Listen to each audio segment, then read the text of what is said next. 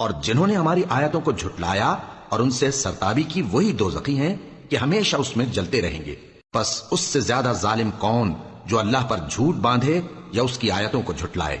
ان کو ان کے نصیب کا لکھا ملتا ہی رہے گا، یہاں تک کہ جب ان کے پاس ہمارے بھیجے ہوئے فرشتے جان نکالنے آئیں گے تو کہیں گے کہ جن کو تم اللہ کے سوا پکارا کرتے تھے وہ اب کہاں ہیں؟ وہ کہیں گے کہ وہ ہم سے گم ہو گئے، اور اقرار کریں گے کہ بے شک وہ کافر تھے۔ تو اللہ فرمائے گا کہ جنوں اور انسانوں کی جو جماعتیں تم سے پہلے ہو گزری ہیں انہی کے ساتھ تم بھی داخل جہنم ہو جاؤ۔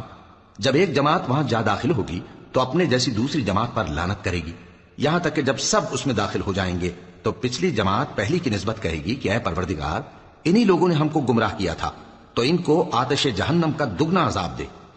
اللہ فرمائے گا کہ تم سب کو دگنا عذاب دیا جائے گا مگر تم نہیں جانتے۔ اور پہلی جماعت پچھلی سے کہے گی کہ تم کو ہم پر کچھ بھی فضیلت نہ ہوئی، تو جو عمل تم کیا کرتے تھے اس کے بدلے میں عذاب کے مزے چکھو۔